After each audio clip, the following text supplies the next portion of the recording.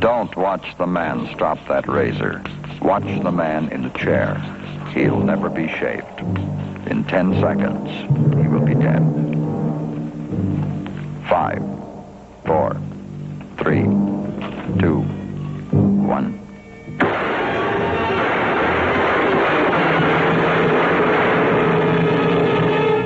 On October 25th, 1957, Albert Anastasia, one of the founding fathers of organized crime, the Lord High Executioner, with 63 murders to his credit, was himself killed in a New York barbershop. He was an easy victim because he violated gangland's cardinal principle of survival. Never turn your back to the door. Who killed Albert Anastasia? Somewhere, someplace, someone knows. Don't watch the man mix that martini. Watch the man on the sofa. He'll never drink it. In 10 seconds, he will be dead.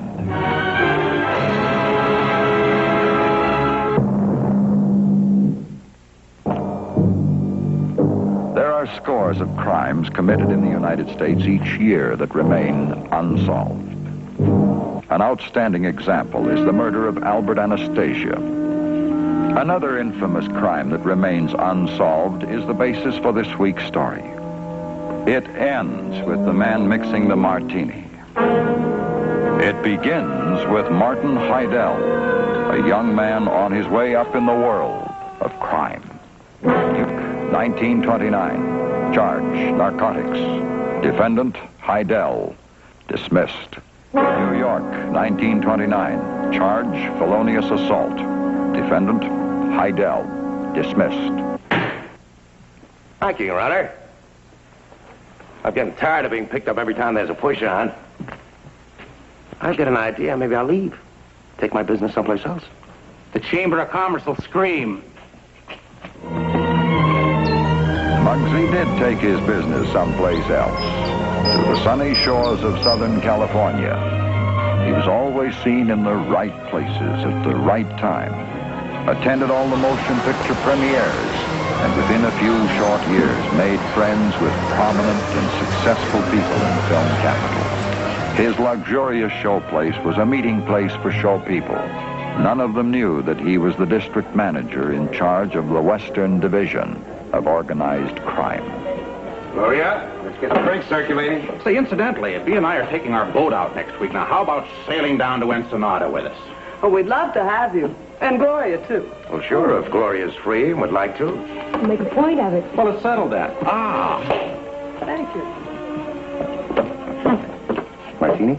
Oh, thanks. You know, this is the way I always dreamed it'd be. You like it? Oh, I love it. I love you more. You are the nicest thing that's happened to me since I came out here. Let's always keep it that way. Promise?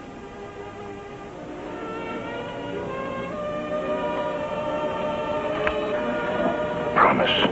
You two joining us? Yeah, sure.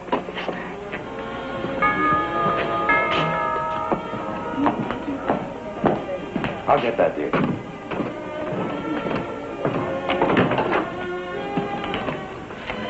Good evening, Mr. Heidel. Oh, what do you want, Sergeant? A few answers to a few questions. Well, look, I have a guest tonight. Can't it wait? No. Well, we can talk in my tent if it's all right with you. Just so we can talk.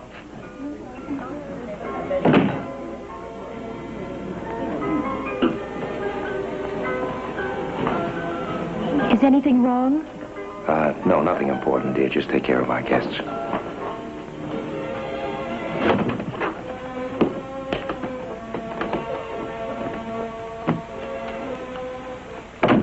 All right, what is it, Sergeant? Don't you read the papers? Racetrack wire service murder. Well, what's that got to do with me? Maybe you can tell us. You knew Iggy Dort. Never heard of him. He ran one of the small wire services. Somebody's been moving in on them. So? So it started just about the time you came out here from New York. Well, Well, does that make me kill Iggy Dore? Maybe. Unless you can prove where you were tonight. Well, I have 5 witnesses right out here. I can count and I can check. Now, just a minute. I'll do it myself.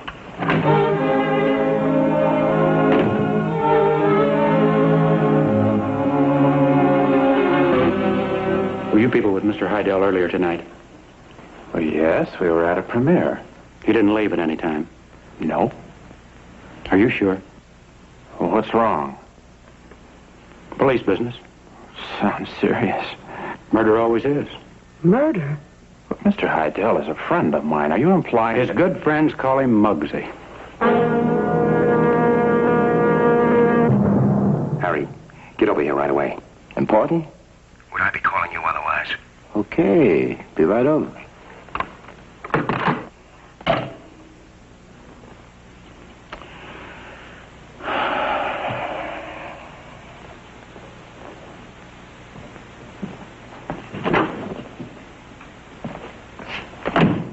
Oh, where is everybody? They've left. Seems you've lost all your friends.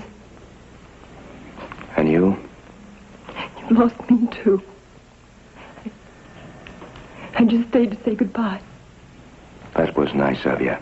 Well, why didn't you tell me what you were?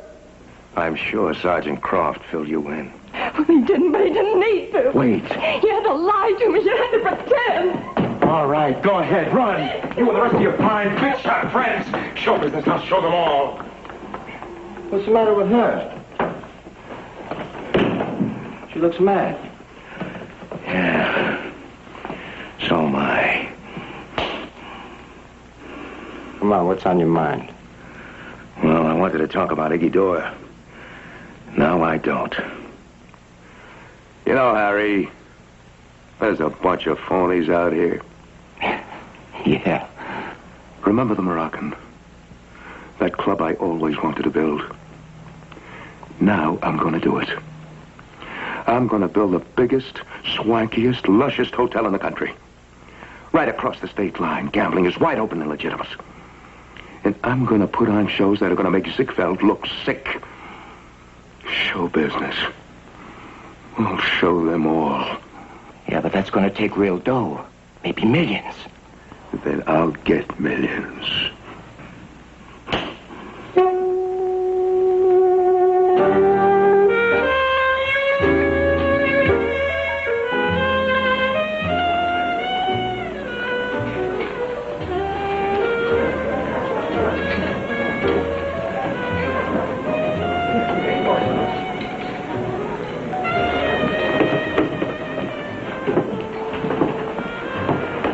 I'm looking for your boss.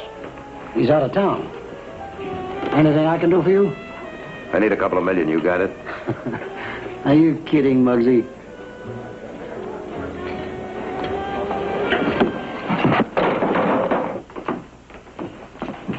Now, only my friends call me Muggsy.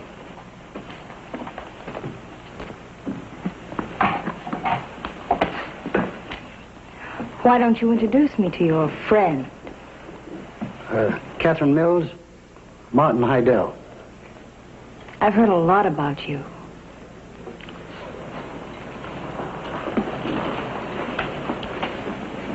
I'm willing to hear a lot about you. I'll give you the story of my life.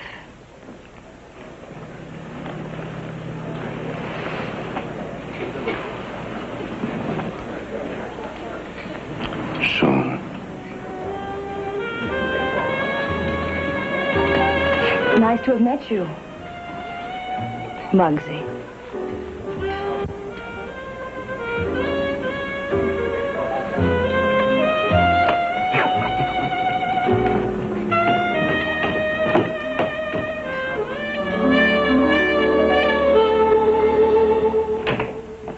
Oh, the kind of money I want has got to come from New York.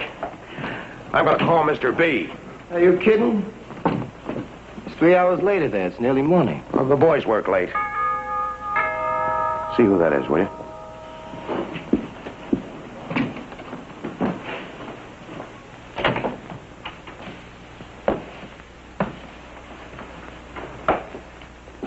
Hey, look what you got. I've come with my story. Remember, you said soon. Fix the lady a drink, Harry. I'll be right back.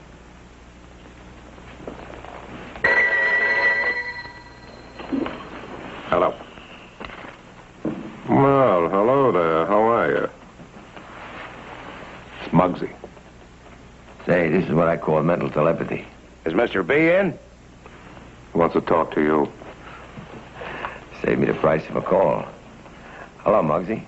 What's on your mind? I need some backing for a gambling joint I want to build. Now, it should make a mint. You think I can make an arrangement with you and the boys? I don't see no problem. Happy to do you a favor.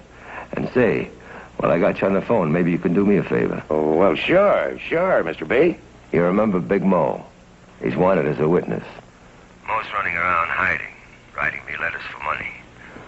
Or else he says he's going to sing. I don't recall owing that canary any money. Where is he? I understand he's out in California somewhere. And I'd appreciate it if you kind of ask him not to write no more. Tell him Mr. B don't like letters. Tell him Mr. B likes canaries even less. I'll tell him. Need any faces? I could use a couple of strange ones. You got 'em. Strange faces are not readily identified by the local police. So Pine Tree Knox and another torpedo from Mr. B's organization were sent to help Muggsy convince Big Mo to stop writing and breathing. Now, Big Mo is holed up here. Now, the word is that he's sneaking out for Thanksgiving dinner about 9 o'clock.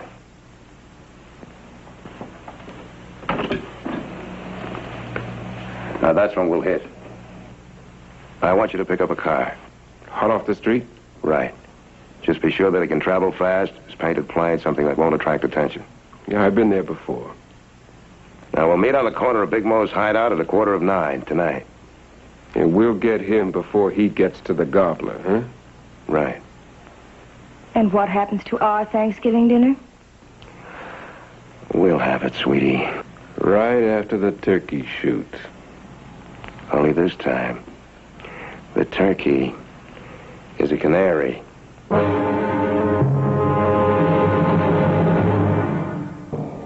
Thanksgiving. Some people have already had their traditional Thanksgiving dinner. Some haven't. The men in this car haven't. The man in this car hasn't.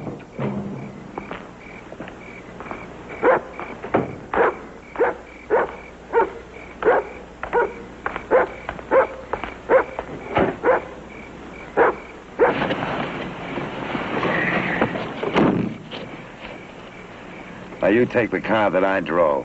It's clean and legit. If we pick up a tail or the cops chase us, crash them. Make it look like an accident. Now, after the job, both of you hop a plane, get out of town, get lost.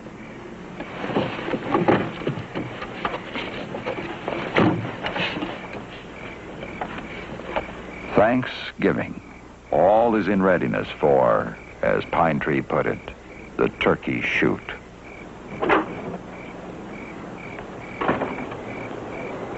There's Big Mo. Right on time.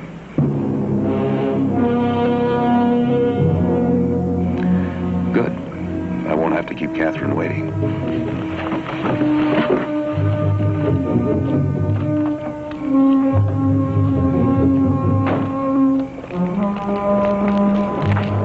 Hey, Mo.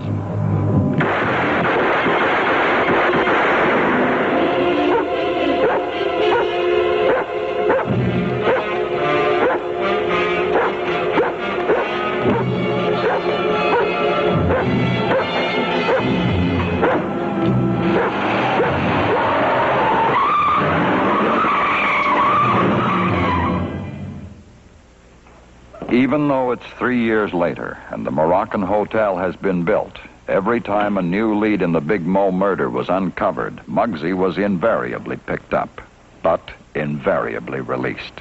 No witnesses. It always ended up the same way, with Muggsy back doing business at the same old stand. Harry get here yet? In the den. Oh, I missed you, sweetie. I missed you, too.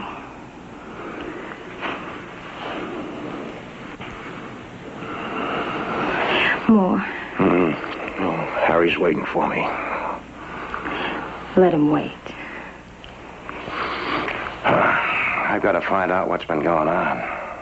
I don't trust anybody. There's still plenty of money left. Isn't there?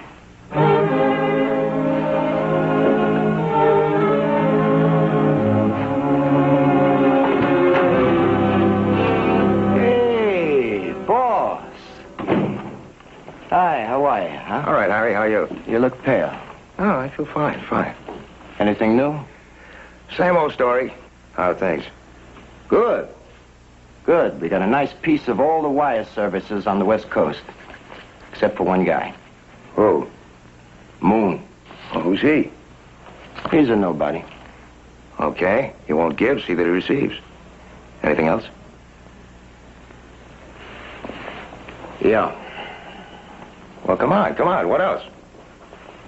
The Moroccan. What about it? Looks like you made a mistake on that one. I don't think so, Harry. Well, what I mean is, as fast as we get any dough, you sink it right back into that hotel. It's draining you. I'll make that pay you off. Don't you worry about that. On your way out, send Catherine in, will you?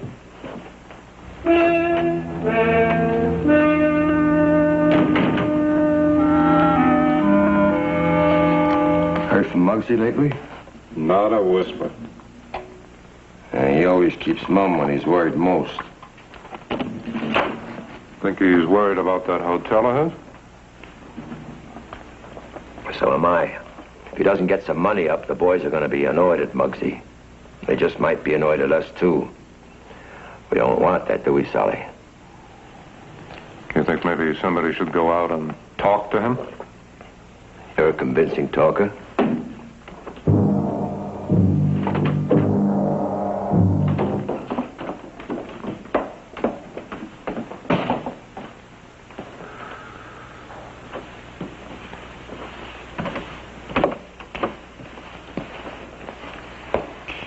Well, don't look so angry. You know I've always had my heart set on seeing Europe.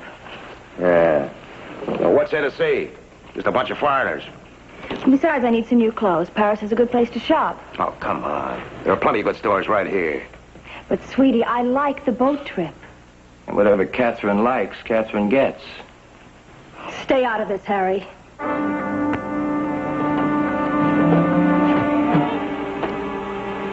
Anyway, I need a vacation. I can't stand watching you mope all the time. I'm not moping, but I got a right to worry. When are you going to be back? When you stop worrying.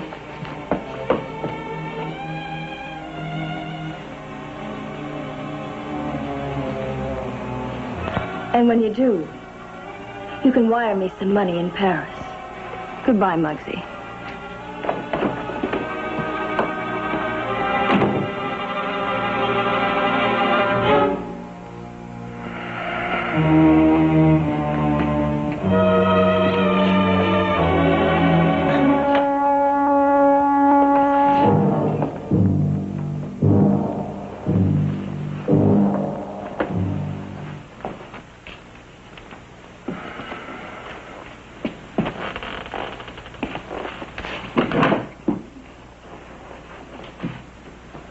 Sully! Hey! How'd you get here? Pretty garden you got. Oh, it's a great layout, isn't it? Hey, why didn't you let me know you were coming? I just thought I'd drop in. Oh, too bad you just missed Catherine. Yeah, I know. How are things in New York? Come on, take a seat, Sally. Sit down. So-so. Is this a pleasure trip? Not exactly. Some of the boys are sort of wondering What about? about the $3 million they invested in a Moroccan hotel. Well, I'm good for it. What's a few lousy bucks between friends? Well, that's one way to look at it. Then there's another. What other? It's a long time, and we still haven't seen no dough yet, Muggsy. Oh, you will, you will. Come on, let's have a drink. But we're through talking. We're through. Look, business at the Moroccan is a little slow, but it'll pick up. The boys will get the dough, and then everybody will be happy. Because everybody'd be happier if they had a little something more tangible. Know what I mean? No. What do you mean? Your end of the wire services.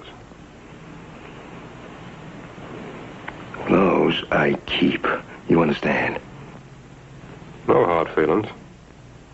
But I thought you wanted everybody to be happy. No dice. That's the way you want it? That's the way I want it. Well, guess I can just catch my plane back to New York. Sally. Let me drive you back to the airport. I got a car waiting.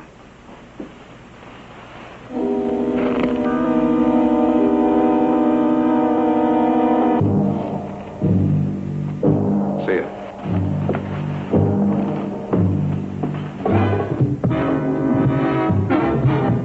Havana, where the tourists used to meet. City of flower-scented air, a vacation playground. But some who came here on business. A board meeting is about to take place. Directors are waiting for the chairman of the board. Lucky! Hello, Lucky. Good to see you again. How was the trip? Coming over, it's good. Going back, not so good. You ought to see us oftener. Well, the man with the whiskers got different ideas. It's like old times, huh? Well, come on, let's get on with it. Well, what's on the agenda? Moroccan Hotel. Muggsy's doing good for us, huh? We sank $3 million into that pet hotel project of his, but he's not paying off a penny. 2 weeks ago, Green here went out to talk to him. Reasonable. But all he got was conversation. No money? No. Why not? Well, Sally said that... We'll let Mr. Green make his own report. Well, like Mr. B says, I went out unexpected-like and dropped in on Muggsy. I offered to give him a chance, but he didn't take it. What'd he say? He says he'll pay back the loan. He doesn't want us to worry. Well, that was nice of him.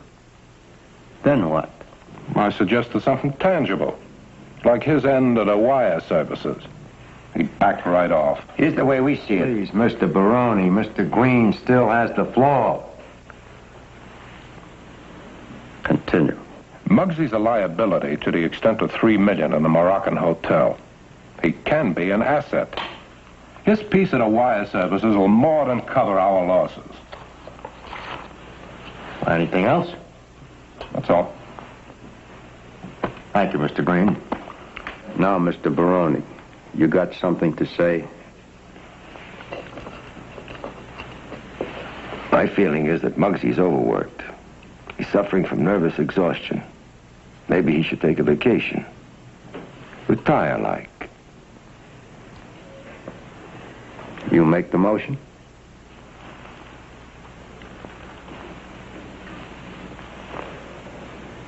I make it. It is moved that Muggsy Heidel be retired. Anybody second? I second it. We now put it to the vote.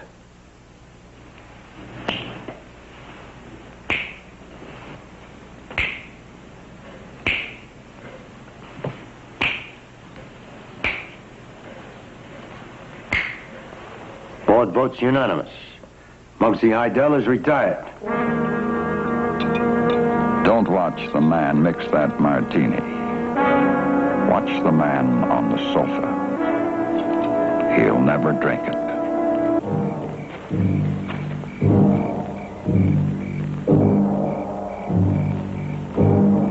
In 10 seconds, he will be dead.